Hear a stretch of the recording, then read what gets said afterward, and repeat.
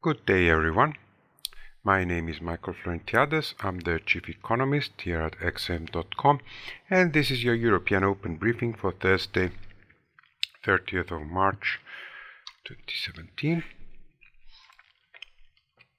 The key points you should know about today: the euro drops on a Reuters report that the ECB did not intend to signal the possibility of the end of stimulus or the end of low rates following its meeting earlier in March.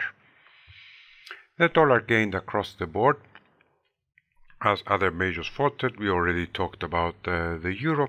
The yen also challenged a little bit by positive risk appetite.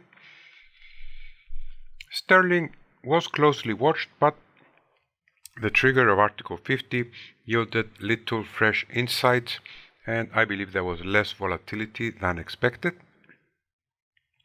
In today's economic calendar, we will have Eurozone economic sentiment, German preliminary inflation, final GDP growth, economic growth from the US, and we are also getting some Fed speakers, New York Fed's Bill Dudley and Robert Kaplan.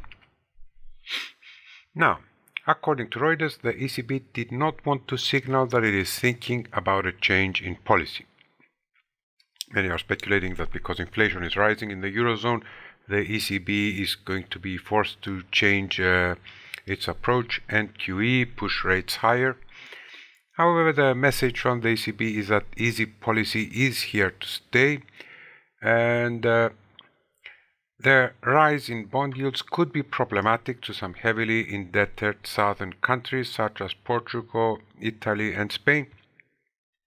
So the ECB wants to prevent that. Brexit also could be an issue for the Eurozone, for the ECB. So this is keeping the euro contained.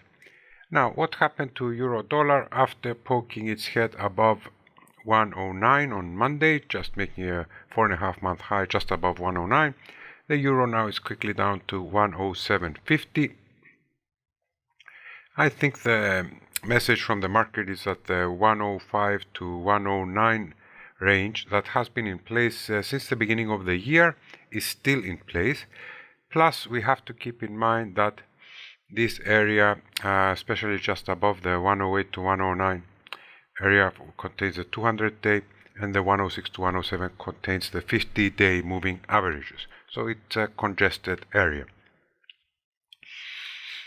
The dollar index, we have seen it rising and floating up to the 100 level because of the gains versus the euro and some gains versus the yen, hovering around 111 dollar yen.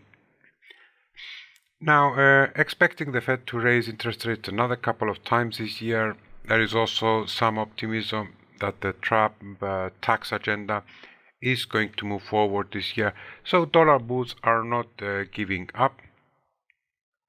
In terms of data, today we have the final fourth quarter GDP. This is expected to be revised slightly higher, and there is good optimism that the first quarter will see decent growth as opposed to the weakness displayed during the first quarter of previous years. On to sterling and dollar sterling, we had the trigger of Article 50 by the UK. This starts a 2-year process of exiting the EU, 2-year negotiation process, I would say overall the message of the day was mixed. May's letter, Theresa May, the Prime Minister of the UK, had a constructive tone, but also contained some threats on security, or maybe withdrawing security cooperation with the European Union, and what would happen if there is no deal. The EU also struck a positive tone with its President Donald Tusk, but seems to refuse to discuss the terms of the new relationship before the divorce details are finalized. And I would just comment that sterling was relatively quiet for such a quote-unquote historic day, the Article 50 trigger. On to oil, it had a big jump yesterday. We had a smaller than expected build in US inventories, 0.86 million versus 1.35 expected. We also had smaller draws in distillates gasoline. So across the board, I mean, the beat in crude inventories is fairly small, but if we take into account distillates and gasoline, then it becomes something a bit more significant. There was a bid in the oil market because of some disruptions in Libyan output these days, so this helped WTI oil push towards the $50 a barrel level, but it has stayed below $50, we have to point out. In currencies, this was a little helpful for the troubled Canadian dollar. This has pushed USD to CAD down to 1.333. Finally, we end with the economic calendar. As we said, we have the Eurozone economic sentiment, but also industrial sentiment, services sentiment, business climate, consumer confidence. So a lot of indications. This is something that the market does watch. It can have some useful insight. Later in the day, we will get the preliminary German inflation. This comes out just before tomorrow's flash Eurozone inflation. This is for the month of March. Later on, we will have the final GDP figures for the US together with the initial jobless claims. And later in the day, we will have Fed Presidents Dudley and Kaplan are scheduled to speak.